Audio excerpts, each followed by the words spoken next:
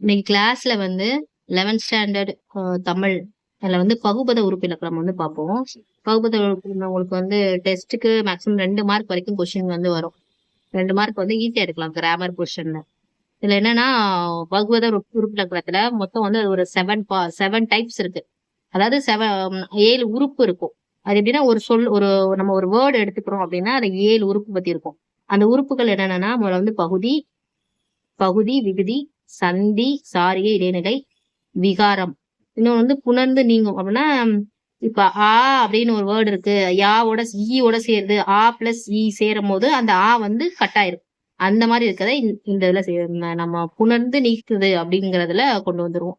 Maximum உங்களுக்கு ஒரு வேர்டுல வந்து அதிகபட்சம் 5ல இருந்து 4 உறுப்பு இருக்கிற மாதிரி தான் கொடுப்பாங்க எக்ஸாமுக்கு வந்து வேர்ட்ஸ்.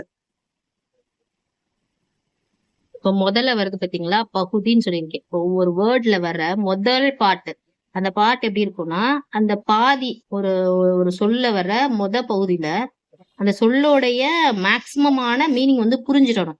இப்ப வந்து வருகிறான் அப்படின்னு ஒரு வேர்டு இருக்குன்னா அப்ப வா வா அப்படின்னு சொல்றத அது பாட்டு, அப்ப அதை வந்து பகுதின்னு எடுத்துக்குவோம். வா வந்துட்டான், அப்ப வந்து ஏதோ சம்திங் வர்றத பத்தி சொல்றாங்க அப்படிங்கறத வந்து பகுதியில கொண்டு போயிடும்.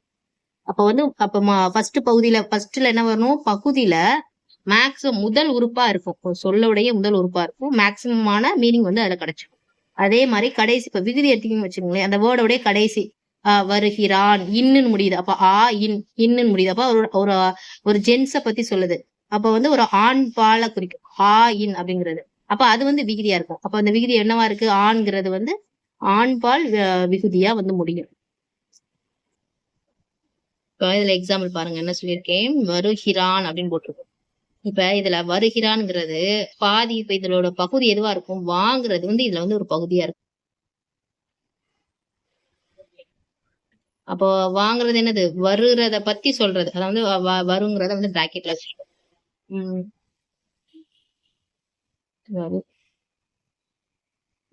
அடுத்து கிரு பிளஸ் ஆண் சொன்னா அப்ப ஆண்கிறது வந்து இது வந்து விகுதியா இருக்கு. முதல் 2க்கான எக்ஸாம்பிள் பார்த்துக்கோங்க. விகுதிங்கிறது இப்ப இது என்னது, ஒரு வந்து ஆண்பாலை குறிக்குது, அப்ப அதை எழுதும் போது ஆண்பால் விகுதி. ஒரு வேர்டுக்கு இந்த மாதிரியான வரும். 2வது எக்ஸாம்பிள் பாருங்க, மறுத்து அப்படிங்கிறது என்ன, சேம், இது பாதி மீனிங் வரணும் முத வார்த்தையில, அப்ப என்னது இது, இப்ப மறு அப்படிங்கிறது பாதி, அப்ப இது வந்து பகுதியா இருக்கு. இப்ப இத்துன்னு இருக்கு, இப்ப இந்த ஒரு இத்து இருக்கா, அந்த இத்து இங்க வந்துருச்சு.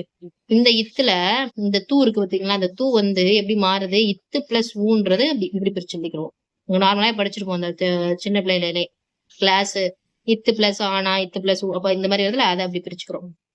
இத பாருங்க, மறுத்து இத்து அப்படிங்கிறது என்னன்னா இடைநிலை, சென்டர்ல வருதுல, அப்ப இது வந்து இடைநிலையா இருக்கு. இப்ப இது வந்து என்னது, இது கடைசியில வர்றது விகுதின்னு சொல்லிட்டோமா, விகுதி. 2வது இப்ப இது எல்லாத்துக்கும் அந்த விகுதிக்குமே ஒவ்வொன்றுக்கு ஒரு பேர் இருக்கும். இப்ப இங்க என்னது ஆண்னு முடிஞ்சிச்சு, அது ஆண்பால் விகுதின்னு போட்டு, இப்ப இங்க ஊங்கிறது என்னன்னா வினையச்ச விகுதியா இருக்குது.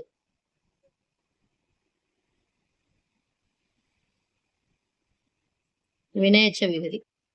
இப்ப இந்த இத்துங்கிறது இடைநிலை. இடைநிலையில என்னன்னா இடைநிலை ஆக்சுவலா 3 டைப் இருக்கும். என்னன்னா எதிர்கால இடைநிலை, கடந்த காலம், நிகழ்கால இடைநிலை.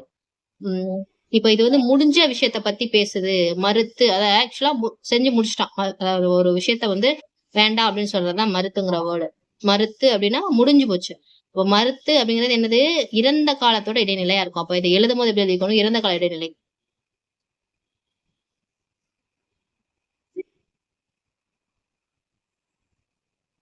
இந்த இன்னொரு இத்து வந்து சாரிகையா இருக்கும் நமக்கு. இந்த மேக்ஸிமம் இந்த சந்திக்கும் இடைநிலைக்கும் நடுவுல வர்றது வந்து சாரிகை எப்பவுமே. அப்ப இத்த வந்து சாரிகையை நம்ம போட்டுக்கிறோம்.